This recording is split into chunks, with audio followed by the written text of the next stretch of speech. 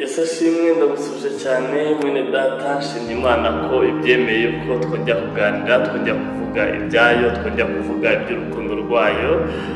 Reka nkubwire mwene data n'ukuri ube hafi kugira ngo ijambo tujye kuganiraho rikubere ijambo rikomeye, rikubere ijambo rihindura amateka, rihindura ubuzima, rihindura imibereho yawe.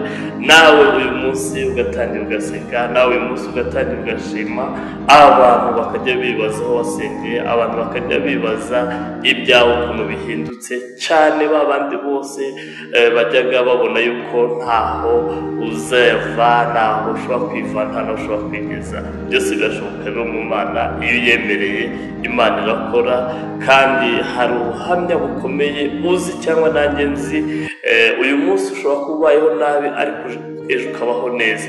Nzi abantu benshi nawe urabazi bari babayeho nabi ariko uyu munsi babayeho neza. Nzi n'abandi bari babayeho neza uyu munsi babayeho nabi. Ibyo byose rero biba mu mugambi wayo.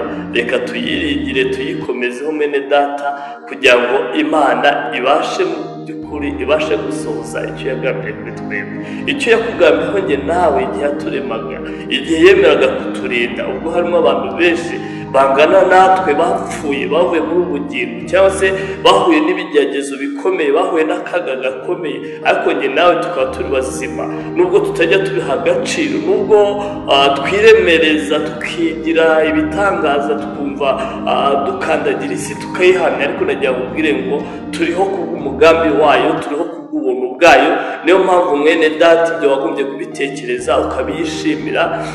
Ufata igihe cyo gushima, ugashima kuba n'uyu mwanya ubasha guhumeka nta kiguzi watanze, ukabona yuko ari urukundo rw'Imana, ari umugambi w'Imana. Kuko hari benshi uyu munsi bifuza guhumeka ariko batabishobora. Hari benshi baryamye kwa muganga kugira ngo bahumeke, bitwerereje ibindi byuma kugira ngo babashe nibura kuba bahumeka. Hari abantu batabasha kurya kugira ngo barye, hari babashyizemo sonde kugira ngo babashe kubona utuntu twagera mu nda twabasha kubatunga. Mwene data rero turafite ibihamya byinshi, dufite byinshi twakagoreye gushima Imana, dufite byinshi byagakwiriye gutuma tuyisenga, dufite byinshi byagatumye twubaha abantu bayo, dufite byinshi byagatumye dukunda abantu bayo, tukabahangayikira umunsi ku munsi, tukabasengera, tukababwiriza ubutumwa bwiza. Kubera iyo mirimo Imana yadukoreye, iyo ngiyo idukorera umunsi ku munsi nta kiguzi twatanze.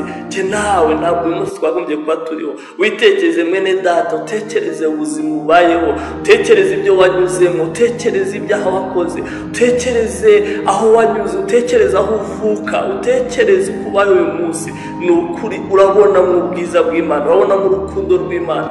Rero numara kubibona, icyo najya ngo nkubakemo uyu munsi ni uguha agaciro ibyayo, ni uguha agaciro bavugira ijambo ry'Imana, ni uguha agaciro bavuga ijambo ryayo, no guha agaciro abantu bayo, kugira ngo ni ukuri Imana irusheho kwegera, Imana irusheho kubana nawe. Kuko Imana niyarushaho kubana nawe, niwarushaho kwegera Imana, ni ukuri uburinzi buzakubaho. Byagutinyukaga uyu munsi ntabwo bizongera kugutinyuka mwene data. Uyu munsi hari ibintu bigutinyuka kubera yuko uri kure y'Imana. Hari ibintu biza bikagutera mu nzozi kubera yuko uri kure y'Imana. Ariko igihe cyose waba uri mu ijambo ryayo, waba uri mu mbaraga zayo, waba iyo wagiye mu ijambo ryayo ujya mu burinzi bwayo, bigatuma bya bintu bitashobora kubona aho bimenera, uhinduka umuriro, uhinduka urutare.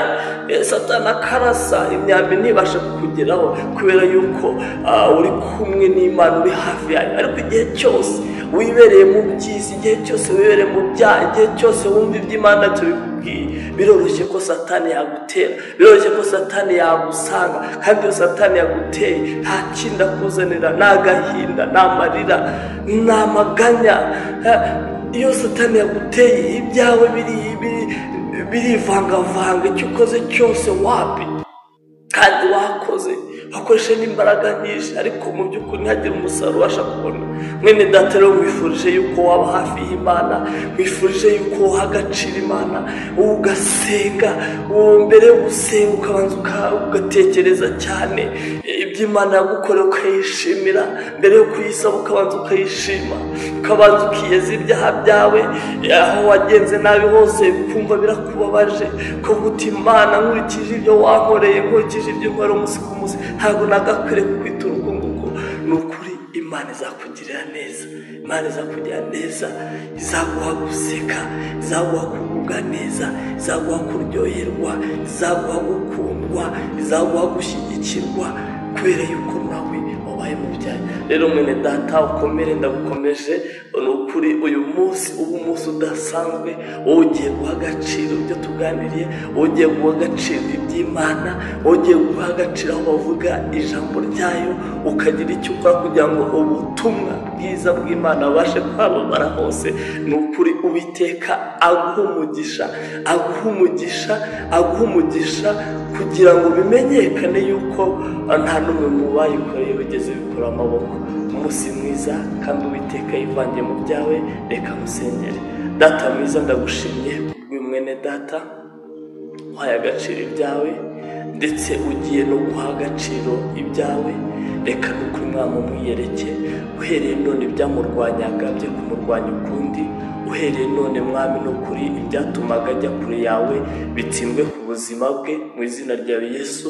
Umushyigikire, utarafite icyerekezo Mwami ukimuhe, wari umurwayi ufite indwara runaka imuriho nakire mu izina rya Yesu. Ndavuguruza agatuka abadayimoni abazimu ku buzima bwe. Uwiteka Nyiringabo, wari umushomeri abona akazi kubw'ijambo ryawe, kubwo kumva no kumvira ibyawe. Uwiteka Nyiringabo, ndasenze wowe ufite icyangiro, wowe ufite abantu bamuvuyeho, wowe imiryango yari yatereranye, uhereye none Mwami n'ukuri mugarukire. Uwiteka Nyiringabo, wacuruzaga wakoraga ntibigende, Mwami umuhe umugisha. Uwiteka Nyiringabo, mbatuyeho amahoro aturuka mu ijuru, mbatuyeho Mwami umunezero w'ubwoko bwose, bahesheje umugisha Mwami n'ukuri, kubera ko bemeye bakubaha ibyawe.